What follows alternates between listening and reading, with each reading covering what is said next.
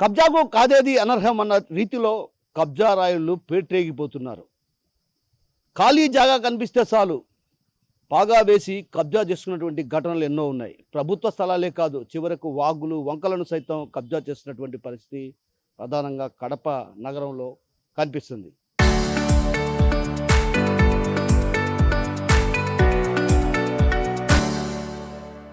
తాజాగా ఆలయ భూములపై కొందరు కబ్జా రాయుళ్ల కండుపడింది. ఇంకేముంది, ఎక్కడెక్కడ ఆలయానికి సంబంధించినటువంటి భూములు ఉన్నాయి, వాటిని ఎలా కాజేయాలో కుట్రలు చేసి వాటిని ఆన్లైన్లో ఎక్కించుకొని రెవెన్యూ అధికారుల సహకారంతో పాస్బుక్లను సైతం పొందుతున్నటువంటి ఘటన కడప నగరంలో చోటు చేసుకుంటుంది. ప్రధానంగా ఆలయాలకు సంబంధించి ఎండోమెంట్ శాఖ పరిధిలో ఆలయ భూములు కోట్ల రూపాయల విలువ చేసేటువంటి భూములు ఉన్నాయి. అయితే ఆ భూములు ఎక్కడెక్కడ ఉన్నాయి ఏంటన్నటువంటి విషయం ఆలయ ఎండోమెంట్ శాఖ అధికారులకే తెలియదంటే ఇక మనం ఆ శాఖ పనితీరు ఎలా ఉందో అర్థం చేసుకోవచ్చు.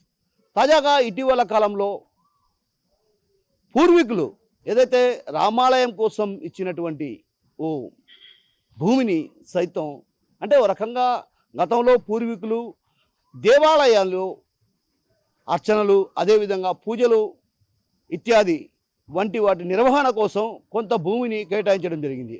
ఆ భూమిని కొందరు కన్నేశారు.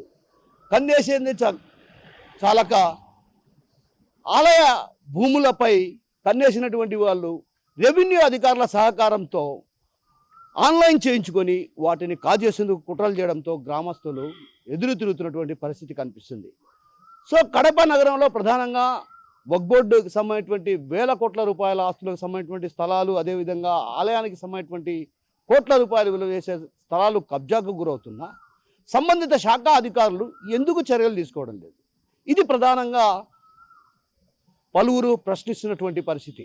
మరోవైపు కడప జిల్లాలో ప్రధానంగా ఆలయానికి సంబంధించినటువంటి కోట్ల రూపాయలు విలువ చేసే భూములను కాజేస్తుంటే సంబంధిత అధికారులు ఎక్కడెక్కడ భూములు ఉన్నాయి అని సర్వే చేసి వాటికి సంబంధించినటువంటి నివేదిక ప్రభుత్వానికి నివేదిస్తే వాటి పరిరక్షణకు ప్రభుత్వం చర్యలు తీసుకుంటుంది. కానీ ఓ రకంగా దేవాదాయ శాఖ అధికారులు నిద్రావస్థలో జోగుతున్నారన్నటువంటి ఆరోపణలు కూడా బలంగా వినిపిస్తాయి. మరోవైపు దేవాదాయ శాఖకు సంబంధించినటువంటి భూములు కబ్జాకు గురవుతుంటే వక్ఫ్ బోర్డు ఆస్తులు కూడా కోట్ల రూపాయలు విలువ చేసేటువంటి స్థలాలు కూడా కబ్జాకు గురై పెద్ద పెద్ద భవంతులు నిర్మించుకుంటున్నటువంటి పరిస్థితి కడపలో కనిపిస్తుంది.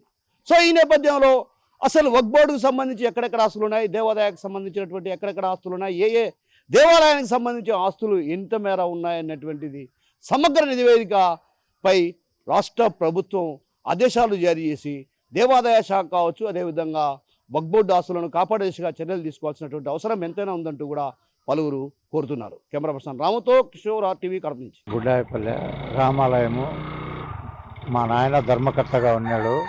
మా నాయన తర్వాత మా అన్న కూడా ధర్మకర్తగా ఉన్నాడు. భూములు ఇప్పుడు అన్యాక్రాంత రత్నాథం రెడ్డి అతను ఆక్రమించి అవి నాయి అని చెప్పి దేవుని ఇది చేస్తున్నారు, ప్రయత్నం చేస్తున్నారు. దేవుని భూములు నిలబడాలి. దేవునికి తిరుపతి దేవస్థానం కూడా 13 లక్షలు ఇచ్చింది, దాని బోర్డు చేసి పెద్దోళ్ళు ఎవరు పెట్టినారు గుడి కోసం. దీపారాజనక మంచి చెడ్డ అంటే వాళ్ళు శాఖలోళ్ళు ఇంత మంగళోళ్ళు ఇంత చేస్తున్నారు, వాళ్ళు పనులు చేస్తున్నారు, వాళ్ళు చేసుకుంటా గుత్త లేకుండా చేసుకుంటా వాళ్ళు ఉన్నారు. ఇప్పుడు వెంకటనాథం అనేవాడు వాళ్ళ దగ్గర రాయించుకొని అంత గందరగోళం చేసి మళ్ళీ అమ్మాలని అతను ఆన్లైన్లో ఎక్కించుకుంటున్నాడు. మా ఊరు బుడాయిపల్లె దేవుని రాముల స్వామి మాన్యం. అది ఈ గుళ్ళో పూజారులకు ఇచ్చినారు చేసుకోమప్పుడు పెద్దోళ్ళు. అది అట్నే పూజలకు పునస్కారాలకు ఇంకా ఏమైనా ఒక పెద్ద మనిషి అనే ఉన్నాడు. అతను బాగా దాంట్లో డెవలప్మెంట్ చేసుకుని అట్నే పెట్టుకొని భూములు అట్నే పెట్టుకుని ఉన్నారు ఇన్ని రోజులు. అయ్యి ఇప్పుడు గుడికి ఈ పూజారులు ఉన్నారు. పూజారులకు ఈ పూజలు చేసే వాళ్ళకు వీళ్ళకు అది పెట్టినారు. అది విషయం. కొంతమంది దాన్ని అమ్మాలని, దాన్ని ఎట్ట కావాల్సింటే అది చేయాలని అట్టున్నారు. ఈ రేట్లు పెరిగినాయి, మాది మా అబ్బగారిది మా తాతగారిది అంటారు. ఈ దొంగ డాక్యుమెంట్లు పుట్టించేది అట్లా ఇట్లా ఇది మాది మా తాతలది ఎక్కడేది అని ఆ రకంలో చేస్తున్నారు. దాన్ని మాకు న్యాయం కావాలా.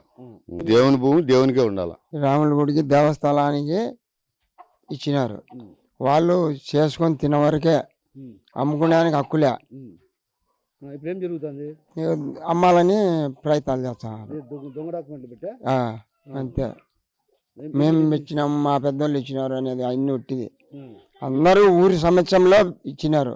ఉమ్. దేనికోసం ఇచ్చినారు? వాళ్ళు చేసుకొని తినేవరకే. అమ్ముకునేదానికి హక్కులే. పూజలు చేసుకో.